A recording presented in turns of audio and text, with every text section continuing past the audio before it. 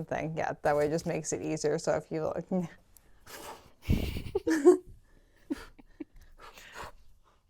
pull like a Linda from Wicked. Toss, toss. I have to work on my toss, toss.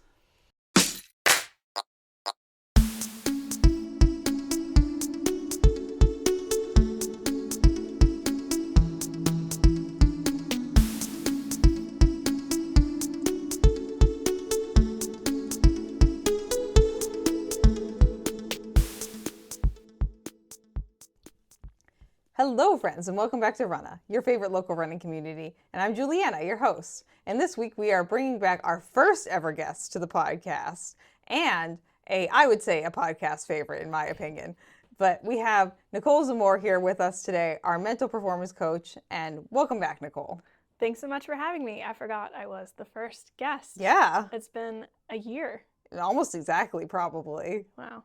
I would have to check. I do like a 1 line a day journal, so I would have to check exactly when that was. Well, it was post Cape Cod Marathon last year, so not quite a year, but pretty close.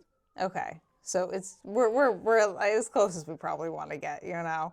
But I'm excited to have you back because you are also not only back on the podcast, but you are back again with the Cape Cod Marathon in the same capacity you were last year, which is very exciting. Yes, I'll be heading the psyching team for the Cape Cod Marathon. Mm-hmm. We have a whole new group of volunteers this year. I think I have about 10 so far, which is growing from the 3 wonderful volunteers we had last year. Yeah, let's just give people just an introduction or reintroduction into who you are and like what makes you qualified to be in charge of the psyching team and like lead the charge in mental performance.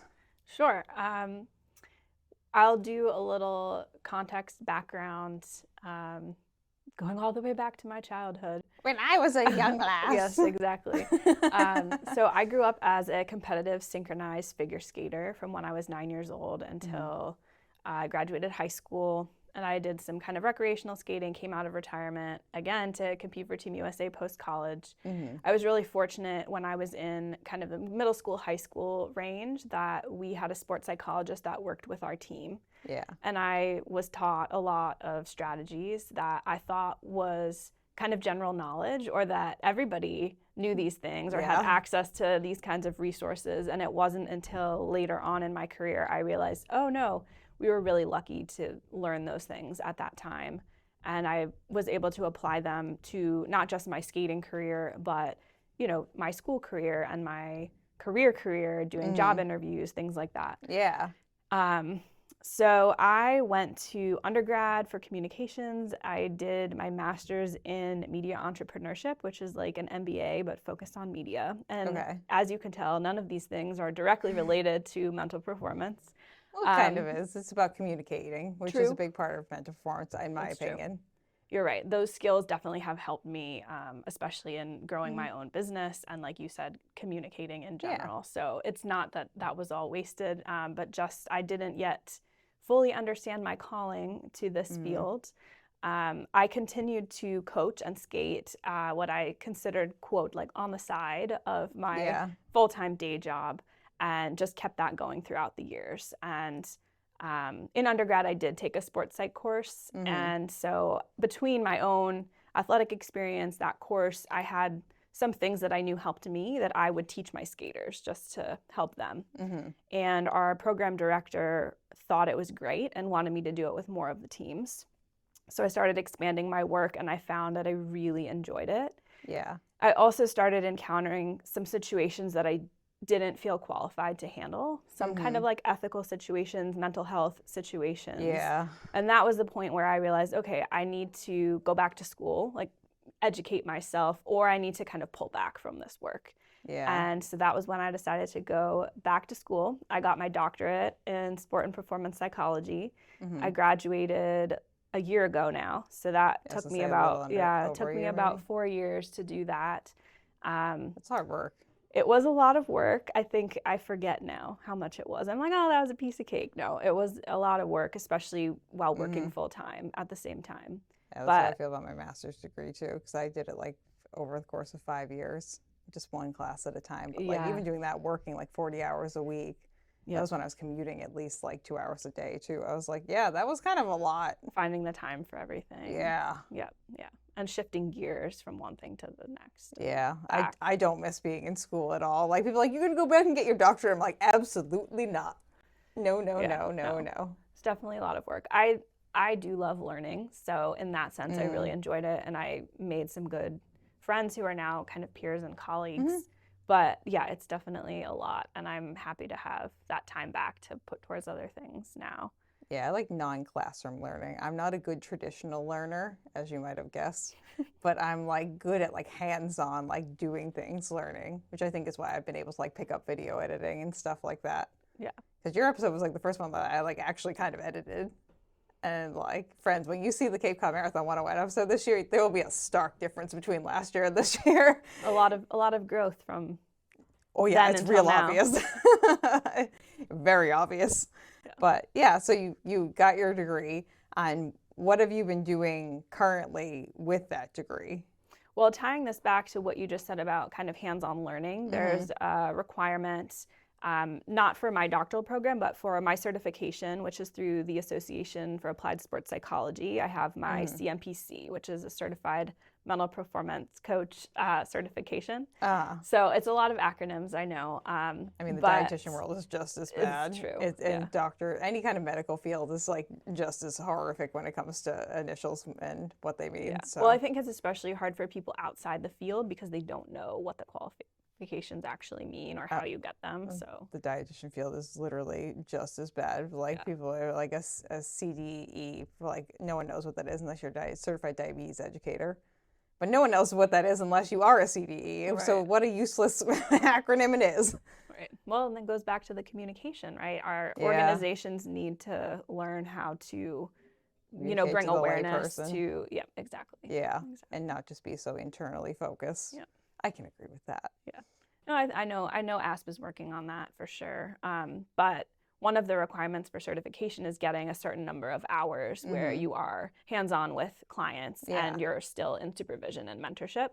So I was really fortunate to get my internship placement with the Arizona Diamondbacks last spring. So I was able to accumulate my hours for certification, working with a professional baseball team, working with a lot of the injured athletes in rehab. And since it was spring training, all the different levels of play were there, from minor league to major league.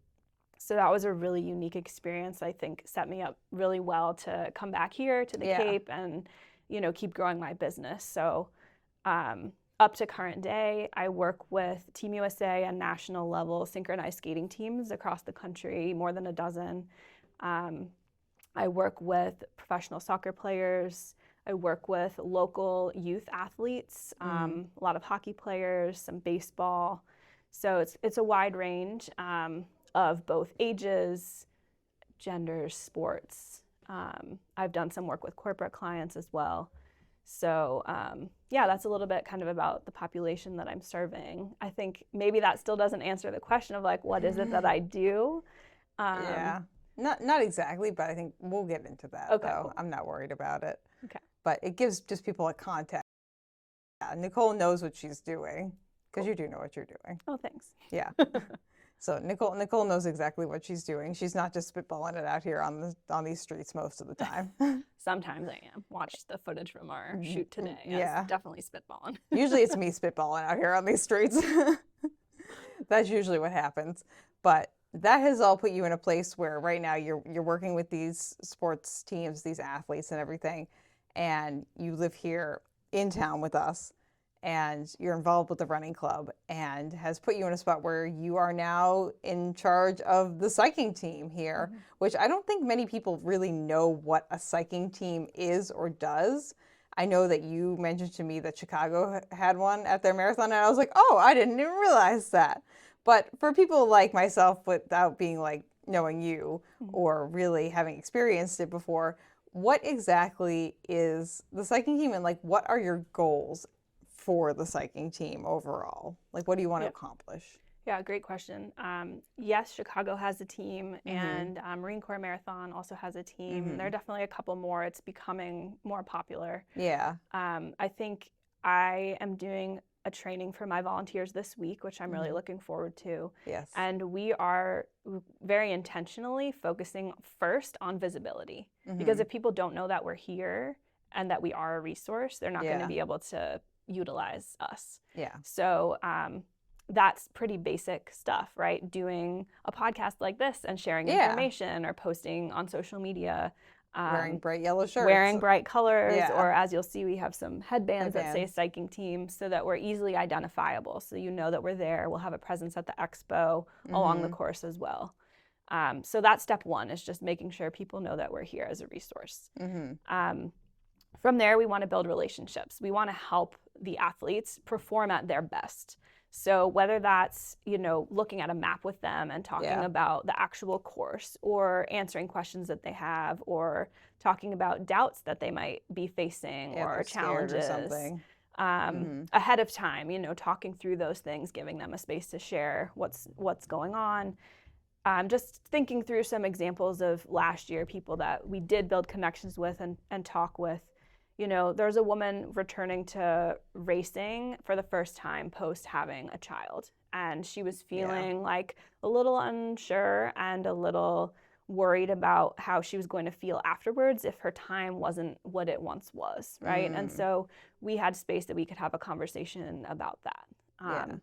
Another example is somebody who, it was their first marathon, and they weren't sure what to expect, and they didn't know. There was just a lot of unknowns, and so talking with that person about their preparation, how they prepared, and helping them believe in themselves, that they've put in the work, they've put in the training, and they're ready to show up on race day and do their best. It feels like to me a lot of what you're doing is like just creating space for people and meeting them where they are. Yes, 100%. And I think that's why it's hard to summarize what our services are, because it's pretty broad. I mean, it's kind of the same for any career too. Totally. Like, again, we come back to the dietitian side of things. Most people have no idea what dietitians do. They have no clue. They have no clue in the entire world. Like, oh, you make meal plans, and there's like 50 million other things. But the same can be said for any career, more or less. Like a doctor, like a baker, whatever, like, the general, like, kind of idea of what's going on, but like, you really have no idea what that person is doing. Yeah. I think I like to compare our work to the medical team, or in team sports, we're kind of like the complementary mental services to like your athletic trainer or your physical therapist. So we're there to help you proactively and like preventatively ahead of time, whether it's ahead of the race or ahead of a game if you're, playing another sport. But we're also there in case things don't go according to plan. So if something does go wrong out on the course and you're feeling overwhelmed or you need a mental reset, we can be there to help with that. But the hope is that by being visible, by showing our presence and chatting with people ahead of time, that we can help avoid those situations. And if not, we're there for support. Yeah. It sounds like you're there just to be there for people, more or less, too. Now, last year we had you on the course at 4 spots. How many spots did we have the psyching team at? We were definitely at the Heights Hill. We were definitely in Great Harbors, maybe in 2 locations. And I think towards the end of the race, we had some people closer to like the 21, 22 mile mark. So definitely some of the people moved around as we went. So hopefully we can cover even more locations this year. Do you know where your people are going to be located this year, so people can kind of look out for you, and then maybe before the race where people can find you? Totally. So we'll be at the expo all weekend, Friday and Saturday. We'll have different activities there. So if you want to decorate your bib, we usually have, or last year we had some kind of reflection questions. We have some different mental skills games and mindfulness things. So come check out our booth at the expo with some fun stuff. Another thing that's new this year is we will have psyching team members out on the course for all of the races, including the half and the 5K, not just the marathon. I didn't even realize that. So that's good. So we'll be there for all of the races. We will have maps that I can share on social media of where our locations will be. Put them up on the screen right now, friends. As we are talking, you will be viewing them.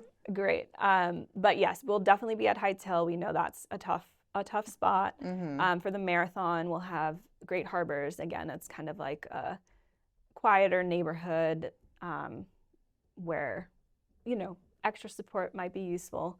And then for the different races, we're choosing strategic places where we think the going might get tough. Yeah. But we're also going to have conversations with runners at the expo and take their feedback into account. We have a large enough team this year that if there are places that people are feeling particularly worried about, we can jump on that too. So yes, definitely there are certain locations we'll 100% be, and then other places, as needed. So like if I mentioned to you like, hey, Nicole, I'm worried about like how I'm going to feel like at the turnaround at the elementary school, are you going to like send your psyching team members out there for that one person? Totally, yes. Okay, yeah, love it. I mean, obviously, if all 1,200 runners make this request, no, that's not feasible.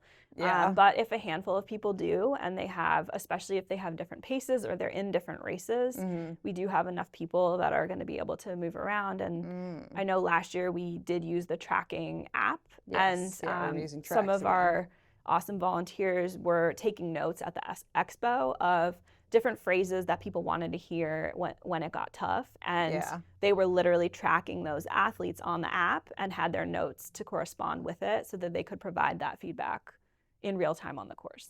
This is it seems like a lot of work for you guys and very personalized for the athletes. Yeah. I feel like something that if you do go to like a bigger race, you're not necessarily going to get like that much special attention. Because we do have like a little bit of a smaller race, we can also provide that, especially since you guys have more volunteers this year too, which is great. I mean, that's definitely something I would take advantage of too. Yeah, I think it can also just be fun, right? It doesn't have to be like, oh, I'm so nervous about this thing. It's like, oh, I'm actually really pumped for this. And it's going to be even more fun if these people know whatever, my catchphrase or a thing I tell myself during training, and they can share that with me out on the course. Yeah, I mean, even for me when I'm running a marathon or any race, and like even if I just have like my name on my bib and someone's like, "Go, Julianne," I'm like, "Yeah!" Exactly. It's just like hearing your own name, like just really brings a lot of just like joy and just picks you up a little bit.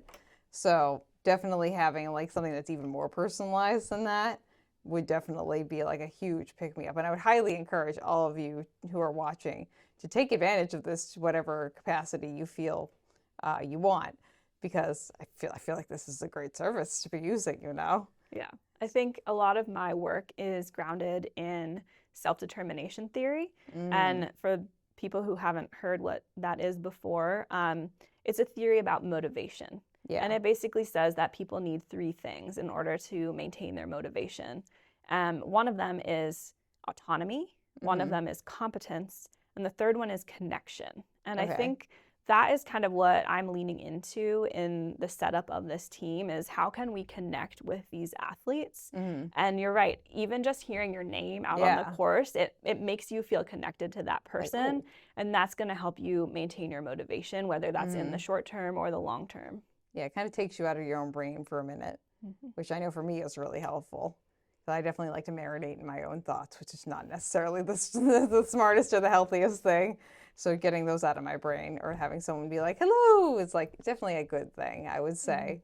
Now, going into this year's race, let's talk about things that like you found from last year's race that you guys are going to like implement or like common themes you saw either just like with the interactions that you had or just requests that were made of you, like things that you want to maybe just let the runners know about that were either things that multiple people kind of mentioned to you that were either helpful or whatever they needed, or things that like you guys just had as takeaways of like, oh yeah, there were a lot of people who really needed help around mile 17 or something like that, just so people who are watching this can get an idea just how other people are trending and any like takeaway thoughts that you want people to have.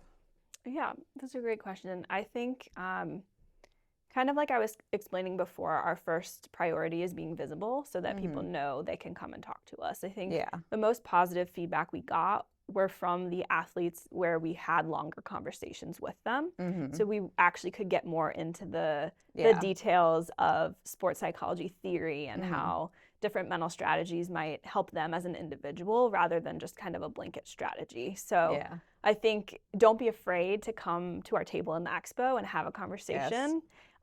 Because if you don't kind of open yourself up to that, you're not going to maybe get as personalized feedback as you might like. So I think, doing activities or, filling out a sticky note for a reflection question is fun and probably it is helpful. Yeah. That's kind of like our way of welcoming you into our world so that we can have a deeper conversation. So I think the most positive feedback were those people who did spend more time just chatting with us and connecting and sharing about their experience. Yeah. I think one new thing this year is we're going to be more integrated with the medical team.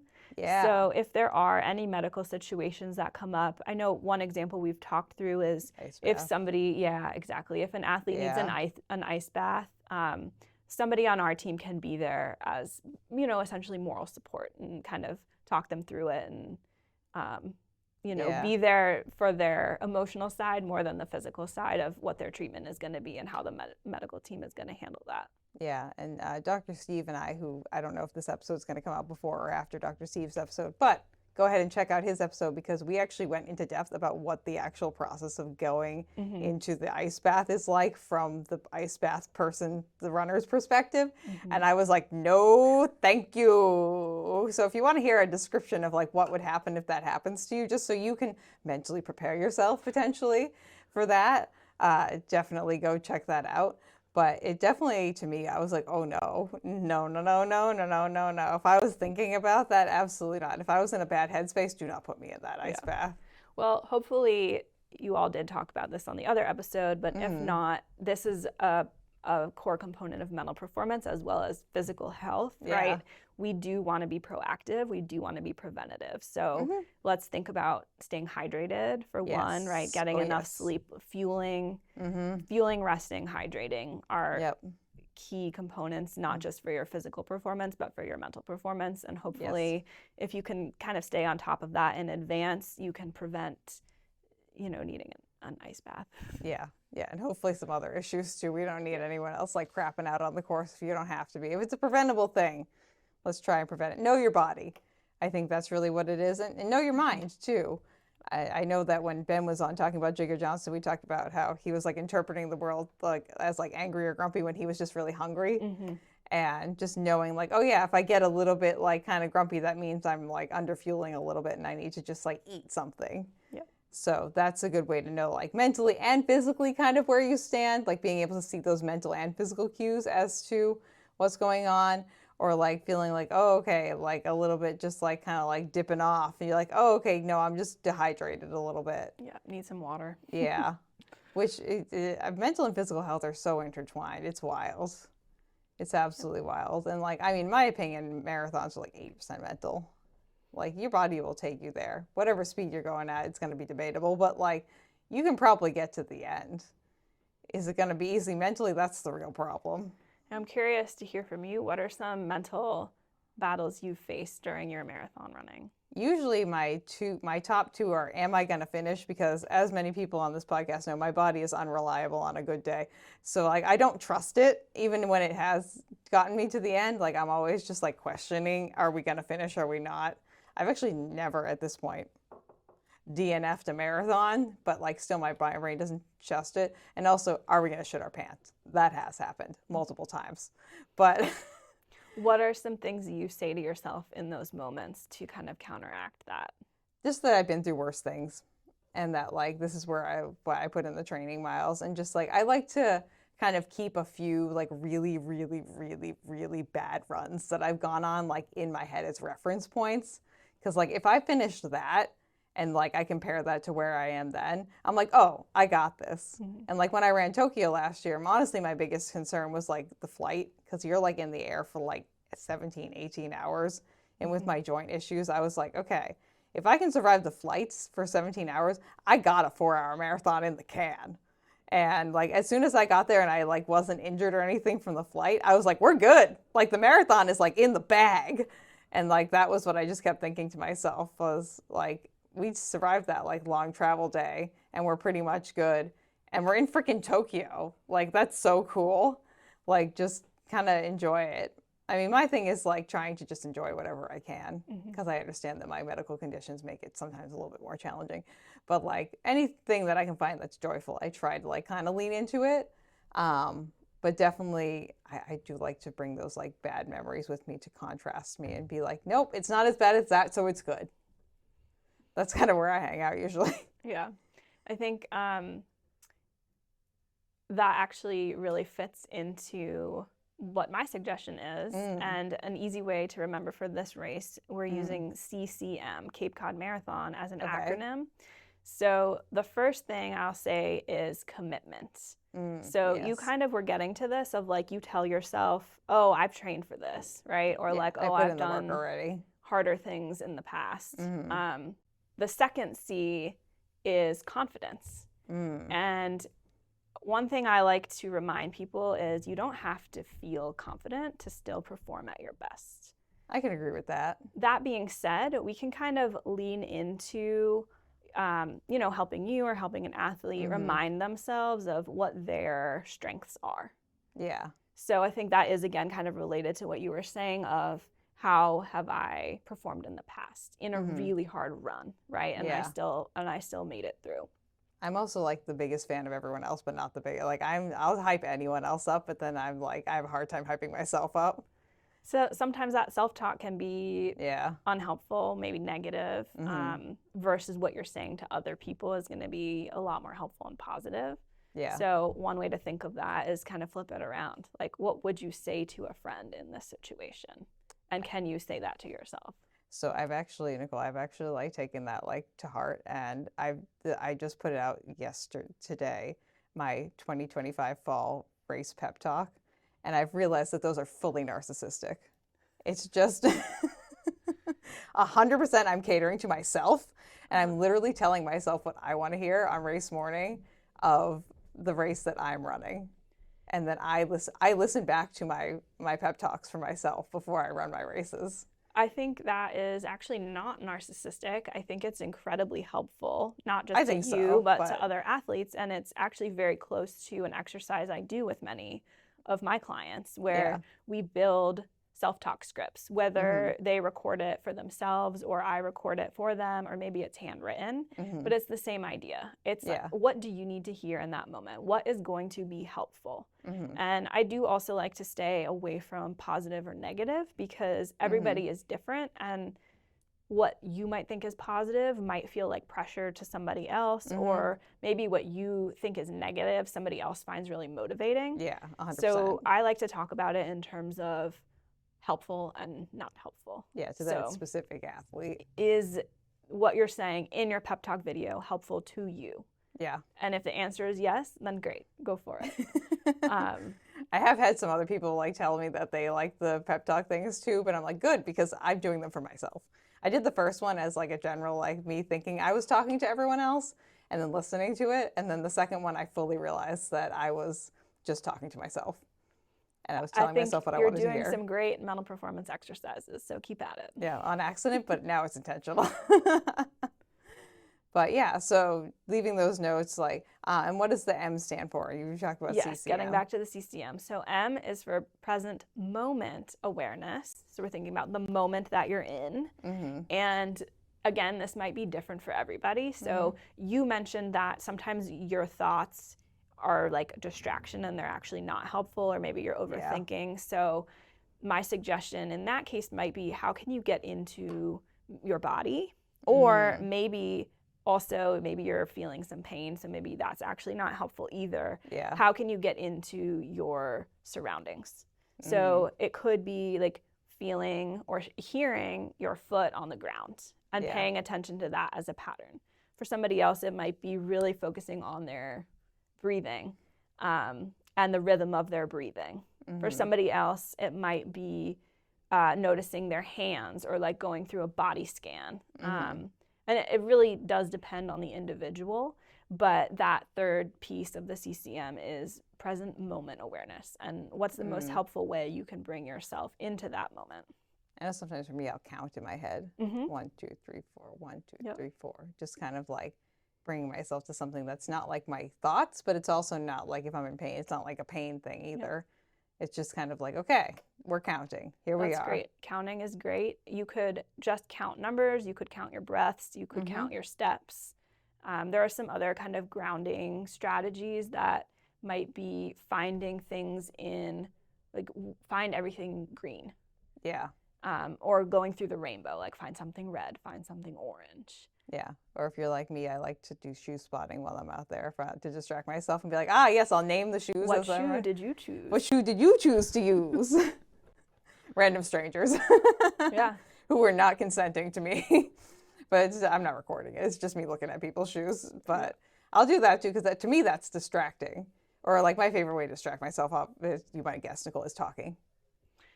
Talking for me gets me like out of my own brain. It helps me to just like verbally process what's happening, even if it's just to myself.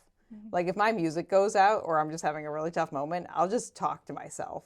Okay, Juliana, what's bothering you? What's happening? Do you need to talk about something? Okay, let's talk about that. Hopefully people think I'm like on my phone, but I don't really care that much. Yeah. If it's a helpful strategy for you, keep at it. Yeah. I think people also just like, we get up in our own heads about so many things. And just like kind of like getting to a point where you don't care as much. It's an art form and challenging, but definitely can be something to like strive towards, of just like, yeah, I'm talking to myself, but I don't really care if anyone thinks that I look funny, or like, yeah, I'm out here running. And I know a lot of people also deal with like, just in general, like being like, I'm outside running and it's kind of a public activity. And I don't know if I like being like out here doing that or not. So just kind of like getting out of your own head, not having as much like shame, I guess, about just like being yourself and being out there. Different insecurities. Yeah. And we all have different insecurities about different things. We were talking about how like, yeah, I'm comfortable on camera and you're really like not the most comfortable person on camera. Hate being on camera. But I have like a million other insecurities that you probably don't have. So it's kind of just like, everyone is so different. And I think this is where your team like really comes into play too, is like meeting people where they are and catering to so many different human beings. Because we have a lot of people showing up for our race weekend. We do. Very exciting. Yeah, we're pretty much at this point, we might be at this point fully sold out for all the race distances, which is the first time that's ever happened, which is in my tenure here, which is wild. It's awesome. Yeah, which is fantastic. Let's keep selling things out, friends. But last year, did you have any like themes or like requests or things that just kept coming up, or you just want to like, you're in your head, you're like, yes, this is something that I want this year's participants to know about before we go into race weekend? I don't think out on the course I heard of any specific themes. So this is mostly based on conversations in the expo.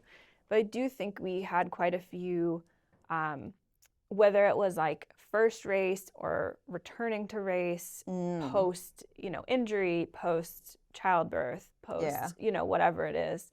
There were definitely a lot of people that had that kind of like the feeling unsure about that coming to or returning to racing in general. So that was definitely a recurring theme. Okay, so if you're feeling nervous about this being your first marathon, or your first marathon back from like an injury or a childbirth or something like that, the psyching You're not team, alone. You are most definitely not alone. I would say our marathon is probably at least like 25% first timers. So, which is a pretty high percentage. It probably honestly is higher than that, but this is just me estimating things. It was my first marathon. It was my first marathon. So 100% of the people sitting here. 100%. 100%. Straight across the board. But we have a fair amount of people where it's either their first marathon, their first half marathon. I know we had a lot of first-time 5Kers last year, which is fantastic. And we love to have everyone who's running their first whatever distance it is. And we're so excited to have you, no matter if this is your first time or your last or your in-between time.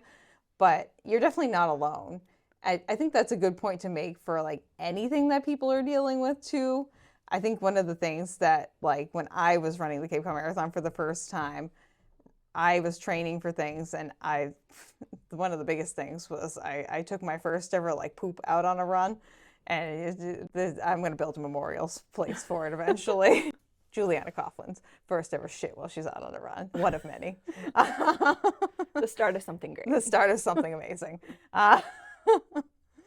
You can still smell it out here. Oh, no.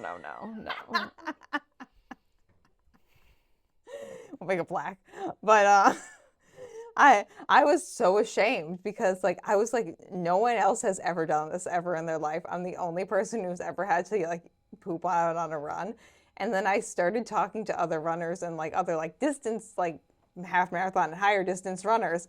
And everyone had a poop story. Like almost everyone had a story about like having to take a shit out on a run. And I was like, oh, I'm not alone. Like I have no reason to feel shame about this. This happens to like literally almost anyone who's running a longer distance race. Yeah. I mean, even I'm sure the ultra marathon runners just like, it's even worse out there.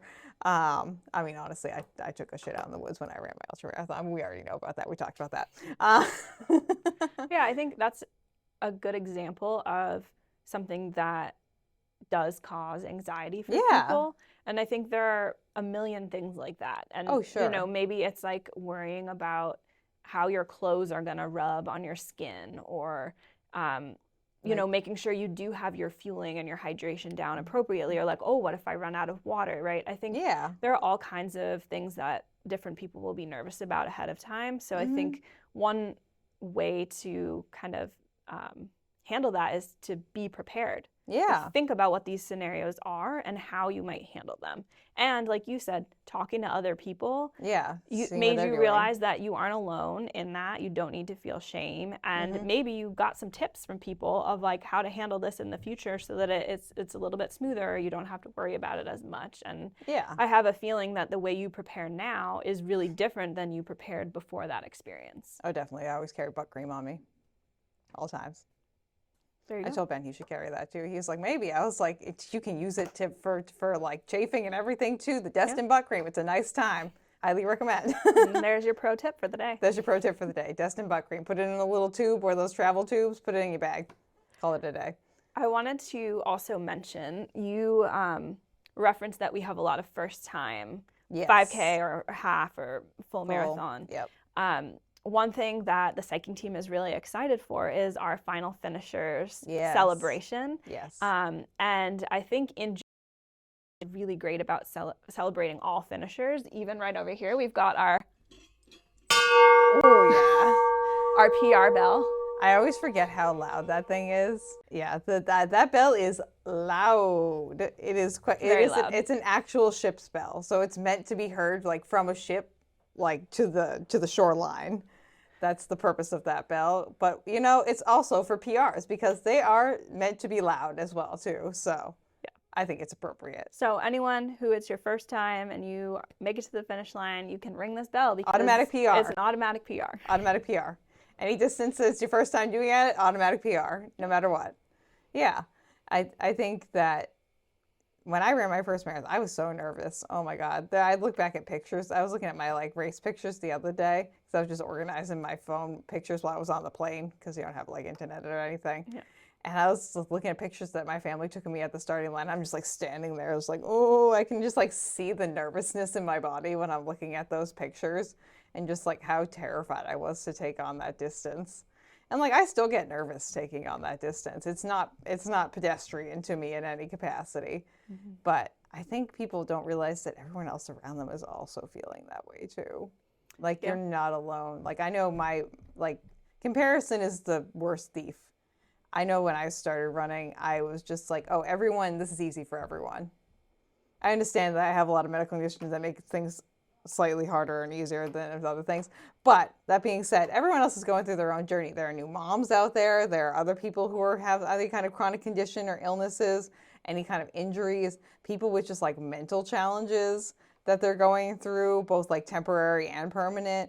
Like you're not alone if you're feeling anxiety about like showing up at the starting line. Yeah. Another thing I want to say about nerves and nervous energy, it's not necessarily a bad thing, right? No. It's more about your perspective on those nerves. But if you have an increased heart rate or an increased respiration rate, and you have a mentality of facing a challenge, your body is actually going into a state that's going to help you perform better in something that you care a lot about. So like reframing it a little bit. Exactly, right? You are feeling nervous because you care. Your body is reacting to that, and it's saying, all right, I'm ready. I'm gonna pump more blood, more oxygen to your muscles, and that's actually gonna help you run better. Yeah. I think I learned that on my first marathon training cycle, where I was like scared of long runs, and then something just like shifted. I think it was something I was talking to my brother about something. And I was like, oh, we kind of just treat long runs like we're going out on an adventure. You know, it's tally ho, let's go. We're going out on an adventure. We're just going to be out there, just like getting places and doing things. And that mindset kind of like, as opposed to like, oh, I have to run like 20 miles or whatever it is. I was like, oh, I get to like go on an adventure for 20 miles, which is a little bit easier to get in that mindset if you're like, I feel like running on the trails too. But I was running exclusively at that point too, where it's just like, okay, just that one little mind shift, just like how I was talking to myself about the runs I was going, like made a big difference. Yeah, and you've actually identified threat versus challenge state, which is something I talk a lot about in my work. And you're exactly right. It's that shift in mindset that allows you, when you are facing it as a challenge or an adventure, something to learn from, something exciting, exploring, right? The way your body is reacting to that will be more helpful. Yeah. Versus if you are thinking of it like a threat, like, oh my goodness, it's so far. I have to protect myself from these 20 miles. I have to, exactly. Yeah. Like that's going to cause your body to shut down. So you might still feel that racing heart, but it's like because it's working really hard and not having a lot of impact. Versus if you're framing it as a challenge to approach and you feel your heart pounding, it's because it's getting that oxygen around to your muscles.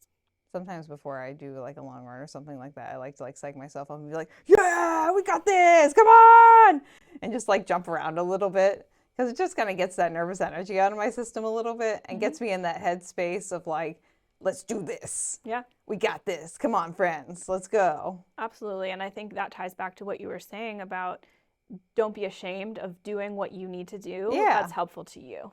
I think I have a similar approach when I feel nervous. I want to keep moving and be active. Yeah. And so I have a Spotify playlist that's called my, quote, locker room pump up. Oh, okay. So nice. it's actually a lot of music I've listened to in different locker rooms throughout my career when we're preparing to compete. But these days I'll put it on, before a job interview or before something important where I'm just feeling a little bit jittery and I want to use that energy and have that energy flow and be more in like a dance party frame of mind rather than like a tense and, nervous situation. I think it's where it comes back to like knowing yourself and like knowing what tools you have in your toolbox or like what works well for you. Because I think like we said, for some people it is just like moving around. For some people it's talking. For some people it's just like sitting quietly, like listening to something relaxing, or just like knowing that like one song that like if you listen to it you'll be like, yeah, okay, that's gonna like, I'm gonna be vibing, like I'm gonna get out of my head a little bit and I'm just gonna be able to just like enjoy that music and just be like, feel like I've kind of transcended that nervousness at least a little bit, so that way I can put my energy in a more, hopefully a more positive space, as opposed to having just like linger in that space of like nervousness and negativity. Yeah, I think again I caution you between using positive and negative versus helpful and unhelpful. Yes. And I think what you just said is 100% true, is everybody is different, and the kind of level of energy that you want to have is going to be individual to you. And this is another sports psychology theory. IZOF is the acronym, which stands for Individual Zone of Optimal Functioning. So it's helpful as an individual if you can identify what are some of those positive and negative or helpful and unhelpful emotions that you feel. And if you are envisioning your best performance that you've had in the past, if you have an example to draw from, what was your state at that time? And how can you, to the best of your ability, try to recreate that? And if not, how can you be prepared to still perform not at your optimal level? Yeah. Just like knowing what gets you in a more positive mental space, a more helpful mental space. Which, you can still use positive That's I should be on top of it though, because like I'm just as bad when people are talking about food, doing my dietitian shtick, and people are like good and bad foods. I'm like, no, no, no, no, no, no, no, no, no, no, no, no, no, no, no, no, no, no, no. Things that are more productive or less productive towards the condition that you want to be like, the goal that you want to be reaching. Right. We don't do good and bad. We don't do black and white. Right. Like, again, because everybody's an individual, and exactly. Yeah. what their goals are for their health and their body is probably different than the next person. Yeah, it's the same thing when running a race too. Like one person might have a time goal, one person might have like just an attitude goal. Like my friend Jess, who just ran the Sydney Marathon, her goal for that race was to PR and fun. PR and fun. PR and fun. And I was like, that's great. Yeah. So having like that, or just maybe you want to be a little bit more like me and like talk to as many people as you can while you're running, because you know that's going to put you in the best mental headspace potentially. And maybe you want to pet all the dogs on the side of the road. That could be a nice goal to be having. Yeah. That could be fun. Yeah, I think a personal example for me, one of my goals is to run a race in all 50 states. Yeah. I think I trend toward the side of like a little bit of a perfectionist. And so setting time goals for myself can become a bit overpowering. And so trying to do that, trying to set time goals, like I still have them, but a goal that is more of a process goal rather than an outcome or a performance goal for me is running a race in all these different locations, because that's something, again, it can be any distance, I can go any pace, and I'm still working towards accomplishing something. And again, not to say that I don't have those other goals, but having kind of complementary ones is helpful for me personally. I'm the same way too, though. It's like if I get fixated on a time goal, then I don't enjoy the race. And like all the races I've done recently, like there have been 2 rules. Enjoy as much as you can, like be as present as you physically can, like in a positive headspace. Obviously, there's going to be highs and lows. And also take one goofy picture. That's I have to come away with one while petting the dog. Yeah, if there are dogs, that is fine. Great. Yeah. Unfortunately, most of the races that I've run recently haven't had dogs on the sidelines. The Falmouth Road race it's too crowded to stop and pet dogs at that one. But I don't really remember any at Clarence tomorrow. Obviously, the trail race didn't really have any dogs at it, but that's okay. Should have brought Finn. I know. Finn could actually run that one. The trails are definitely runnable to have Finn on that course. I don't know. Maybe next year. I think so. We'll take it back again. Ultra Pup, Finn. We just gotta work on Finn's fueling and hydration strategy and get him like a little doggy backpack. Yes. Carry his own poop. Yeah. Instead of Ben having to carry it. Luckily with that one, it's a 6K loop, 10K loops or like a 6-mile loop, so we could easily just drop it off if we needed to. True. But yeah, it is. Everyone's goals are different, and whatever you want to focus on, you want it to be a productive focus, I feel like, and not like an unproductive focus like you and I like focusing on a time goal. Because again, like if I know myself, if I focus on a time goal, I'm going to be so disappointed in myself if I'm not on that time goal. And guess who's checking my time but me? No one. Absolutely no one. Am I winning any awards? No, I'm not. Well, you did. Yeah, but that was not on purpose either. Ben was telling me the whole time we were in 3rd. And he was also like, do you want to pass those people who were clearly running the 30K and not the 50K in retrospect? But I was like, no, I'm okay. This is a good pace to be running. Yeah. And that's a perfect example of sticking to what is helpful for you and knowing yourself and sticking to your plan. And, you know, in the end, you got a bonus. Well, I was going to say you accomplished your process goals. Yeah. You finished your first race of that distance. And I had a nice time doing it. You know, icing on the cake on the Cape was Cape Cod. The award. Yes. Yeah, that's just like a bonus thing too. Like, yeah, if you can do all your goals, that's great. If you can achieve one of them, that's fantastic too. And if you have a bad day, then that's okay too.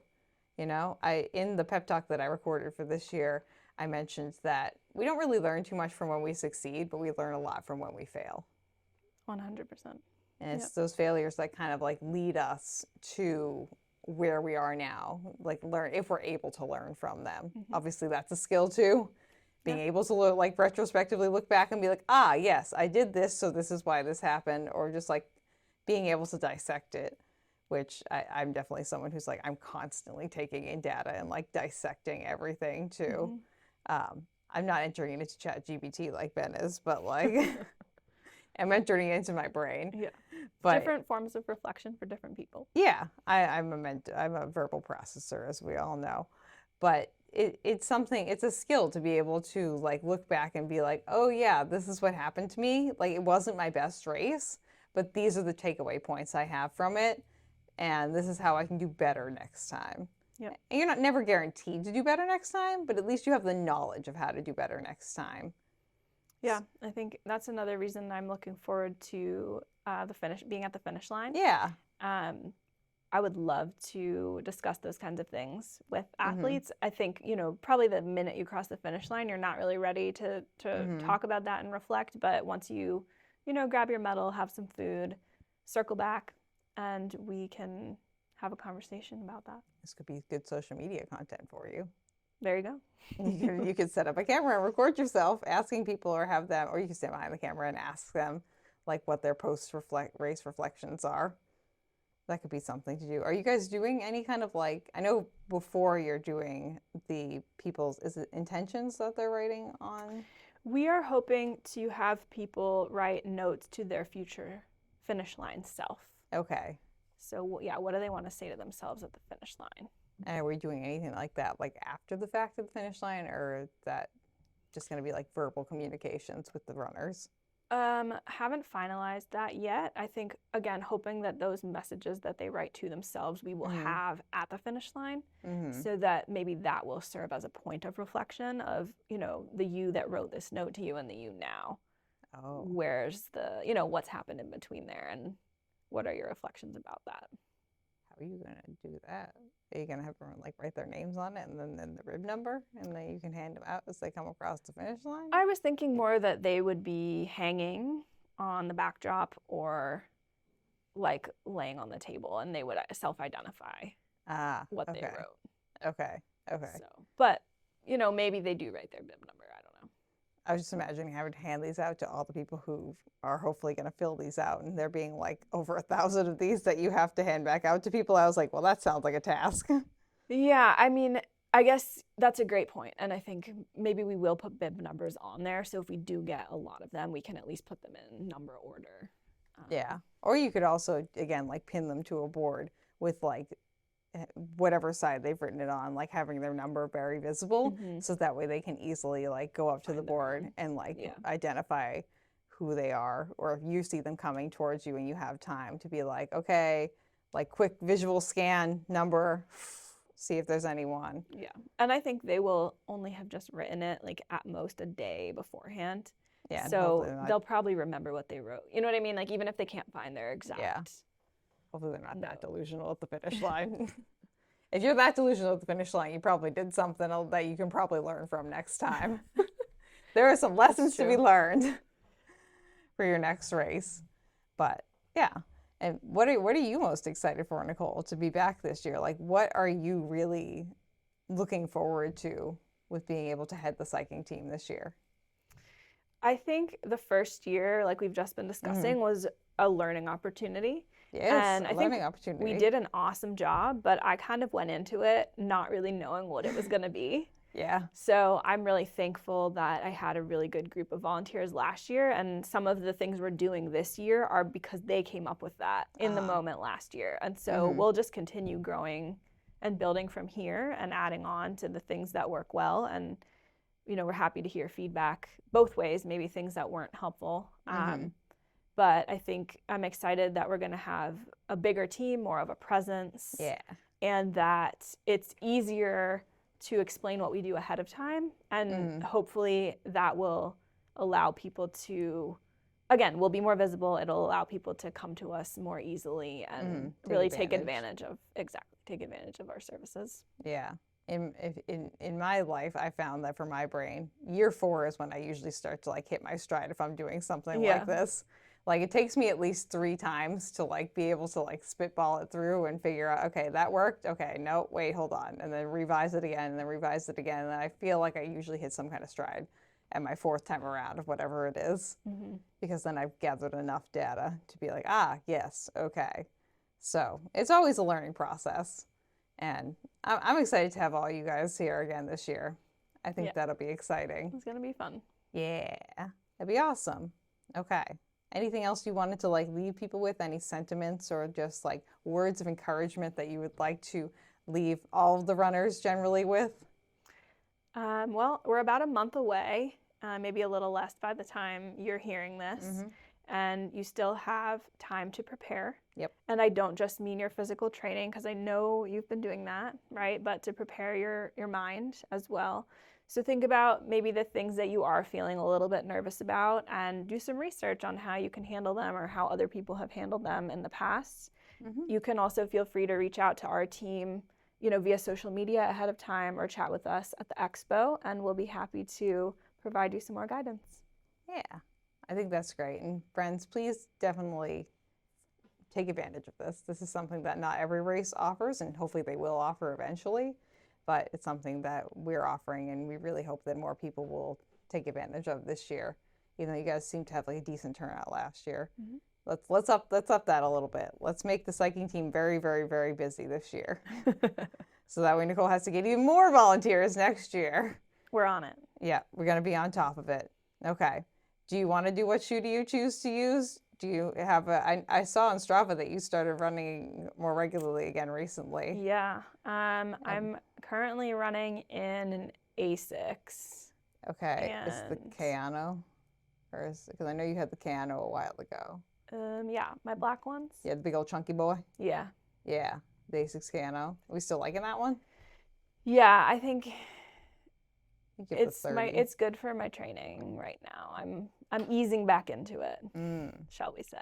Do you have a race on the horizon that you want? I will actually be running the first leg of the relay at the marathon. Oh, yes. So I will literally be kicking off the race with all of the athletes. Yeah, you'll be part of our. I don't think our friend group team has a name. Did we pick a name? We'll run for ice cream. We'll run for ice cream. Yes.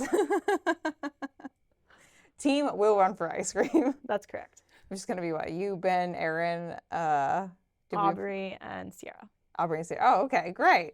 That's a good group of people right there. Yep. Those are all a bunch of our friends all in one. Yep. That's fantastic. I'm surprised Katie's not doing it. Well, Katie's doing the half. Oh, she is? Okay, so she'll be running the day before. Yep. Okay. And she'll be my ride from the relay end of my leg back to the start in the expo, so that I can continue psyching team duties. Is this Katie's first half marathon? It is. Wow. Oh, wait, no. Is it? No, it's not. Okay. I think it's her second. Okay. Still, that's exciting. I know she signed up for a couple, and then like over the years, and then had different scenarios. I think COVID was one, and she was injured for one, but I'm pretty sure she has now run one. I think this is her second. Okay. And she just did Falmouth. Yeah, we're gonna have Katie on the show eventually. Anyone who's friends with me is probably gonna end up on this show eventually if they choose to be on camera. So, because all these people are part of the Falmouth running community, and I think it's really great. So, yeah. How long is the first leg? Like 3? I think it's 4.1. 4.1? Or 4.2, something like that. Okay. I know on the old course it used to be like 3 point something, whatever. But I haven't memorized the new legs yet. Do we have a new medal? 3.7. That's not the first leg, I don't think. 5.5? No. 2.8. No. That's the last leg. 7 point. It must be 3.7 then. Oh, okay. Because I'm looking at the medal I'm and the way it's that connected. 3.7. Yeah. Then I'm running 3.7. 3.7. Nicole's going to put down a spicy 3.7 for us. Oh, yeah, totally. And then go get ice cream afterwards. That's right. Unfortunately, we don't have sea scoops back again this year. Oh, bummer. Well, I mean, Ben and Bill's is right down the street, and so is Gelfie's. And then, That's true. We have plenty of options. There's so many other ice cream places in town. We got Smitty's near us. So. I was going to call it Scoopies. Scoopies, no, Smitty's. I was like, yeah, Scoopies is like right near the East Falmouth line.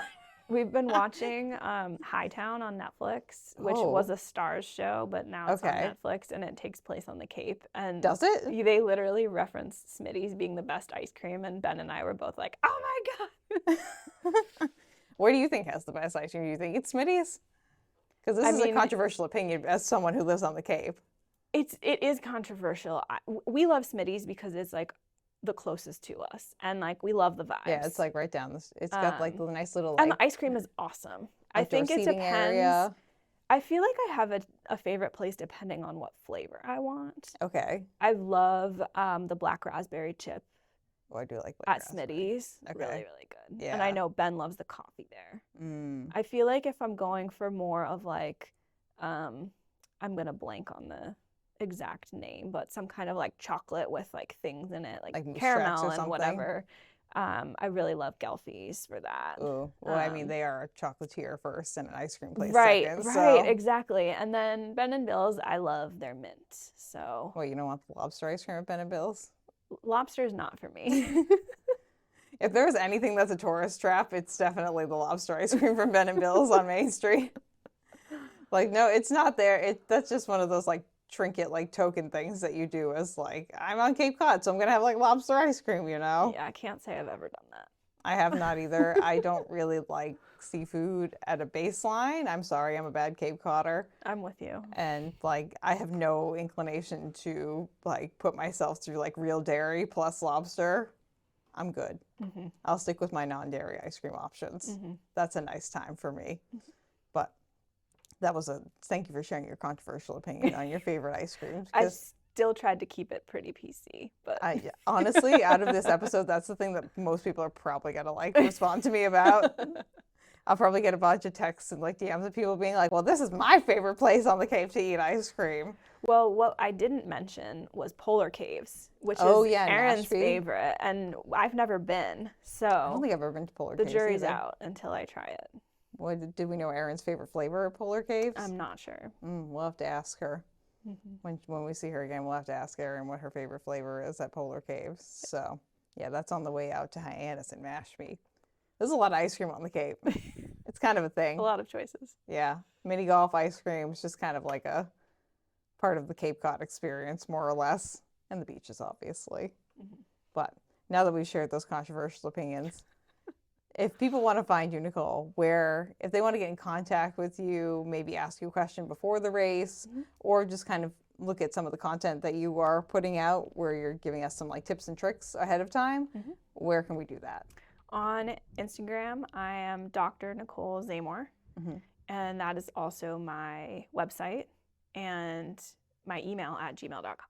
Awesome. And friends, I will put that all in the description of the episode below. So if you want to just like, head on down below this episode on YouTube or on Spotify, those links will be there for you to click so you can just get in contact with Nicole and ask her any questions that you have about the psyching team or just like in general about just like mental performance. I have a feeling that you're probably pretty good at responding to most people. I do my best, yeah. Yeah, very into like the personalized responses to people as well too. So you always get a good response from Nicole. So we'll confirm as a friend in person. But friends, that's going to end out our episode. And hopefully we'll be seeing a lot of you at the Cape Cod Marathon weekend, no matter what distance or race that you're running with us. And hopefully you can use some of these tips to have a better race. And if you're having some challenges, questions, qualms, queries, Nicole, like she mentioned, is going to be there with the psyching team at the expo on Friday and on Saturday for the entire length of the expo on both days. So I believe that's 3 to 7 on Friday and then 11 to 3 on Saturday. And then you guys will also be present at the races as well too. So we'll hopefully see a lot of you there. And if you'd like to get in contact with me over here on RUNNAH, you can hit us up at RUNNAHPod on Instagram and runnahpod@gmail.com. And if you have any questions for Nicole and you can't really figure out how to reach her, even though again, things are down below, you never know, you can just reach out to me and I'll forward the questions over to her if it's something that regards her. But friends, until next time, we'll see you out here on these streets and we'll see you on the next episode of RUNNAH. Bye! Bye! That was good, Nicole. Nice job. Woo! Crushed it. Crushed it. Killed it. Thank you for listening to this episode of RUNNAH. This podcast is edited, hosted, and produced by me, Juliana Coughlin. Brought to you in part by the Falmouth Running Club and the Falmouth Community TV station. If you'd like to connect with us, you can find us on Instagram and on TikTok at RUNNAHPod. And you can send us an email at runnahpod@gmail.com. And our original theme music was brought to you by the one and the only wonderful Jeffrey Hutton. And keep up the great work. I'm proud of you.